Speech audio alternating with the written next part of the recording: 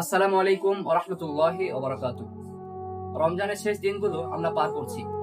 ঈদের প্রস্তুতিতে আমরা সবাই ব্যস্ত, কেনাকাটা, ঘর সাজানো, ভালো খাবারের আয়োজন করতে। কিন্তু কখনো কি ভেবে দেখেছেন আপনার এই আনন্দ কি আল্লাহর কাছে কবুল হচ্ছে কিনা? আমাদের সম্পদের ভেতর যদি অভাবীদের হক মিশে থাকে, তবে সেই আনন্দ কি আমাদের জন্য কল্যাণ বয়ে আনবে?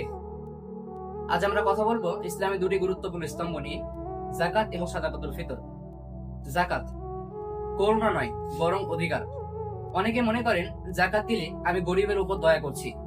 আসলে বিষয়টি একদমই উল্টো। যাকাত ধনীদের সম্পদে গরিবের পাওনা বা অধিকার। মহান আল্লাহ তাআলা পবিত্র কুরআনুল কারীমে নির্দেশ দিয়েছেন। আল্লাহ তাআলা বলছেন, ওয়া আকিমুস সালাতা ওয়া আতুজ যাকাত, অর্থাৎ তোমরা নামাজ কায়েম করো এবং যাকাত প্রদান করো। সূরা বাকারা 43 নম্বর আয়াত। আল্লাহ তাআলা আমাদেরকে সম্পদ দিয়েছেন আমাদেরকে পরীক্ষা করার জন্য। আপনার যদি 52.5 তোলা রূপার সমপরিমাণ সম্পদ, নগদ টাকা, সোনা বা ব্যবসার পণ্য 1 বছর গচ্ছিত থাকে, তবে তার 2.5% যাকাত দেওয়া আপনার জন্য ফরজ। ভাবুন তো, আপনার 100 টাকার মধ্যে মাত্র 2.5 টাকা গরিবে।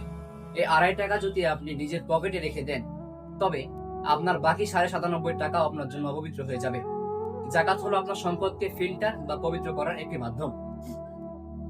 আমরা যারা রোজা রাখছি, আমাদের প্রত্যেকের জন্য সাদাকাতুল ফিতর বা ফিতরা আদায় করা ওয়াজিব। এটি কেন দেওয়া হয়?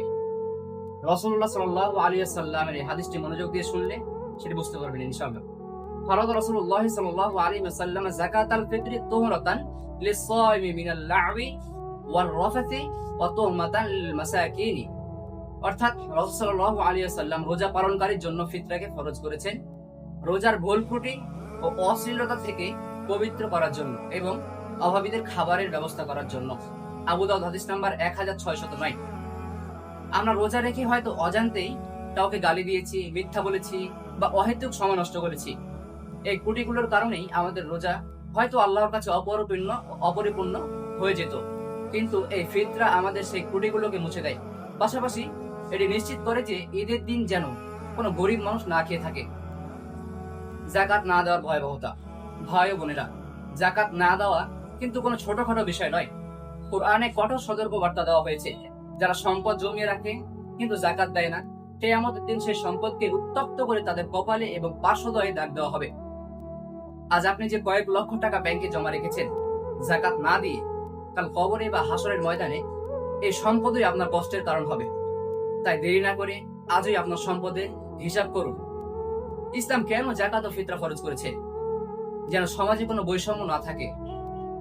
আপনি 10,000 টাকার পাঞ্জাবি পরবেন আর আপনার পাশের বাড়ির এতিম বাচ্চাটি একবেলা পেট ভরে সেমাই খেতে পারবে না।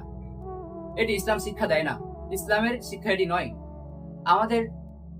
আমরা ঈদের জন্য দামি আতশবাজি কিনি, আলোকসজ্জা করি, কিন্তু সেই টাকাটা দিয়ে যদি 3 থেকে 4টি পরিবারের ফিতরা বা যাকাত দেওয়া হয়, তবে তাদের চুলায় আগুন জ্বলবে। তাদের মুখে যে হাসি ফুটবে, সেই হাসির নূর আপনার হৃদয়ে যে শান্তি দেবে, তা পৃথিবীর কোনো দামি পোশাকে আপনি পাবেন না। তাই এবারের ঈদ হোক ত্যাগের।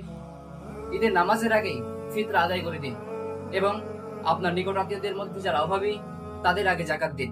মনে রাখবেন, দান করলে সম্পদ কখনোই কমে না, বরং আল্লাহর বরকত বাড়িয়ে দেন। আল্লাহ আমাদের সবাইকে দান করার এবং রমজানের পরিপূর্ণ আমল করার তৌফিক দান করুন, আমিন। সবাইকে অগ্রিম ঈদের শুভেচ্ছা। ঈদ মুবারক। আসসালামু আলাইকুম ওয়া রাহমাতুল্লাহি ওয়া বারাকাতুহু।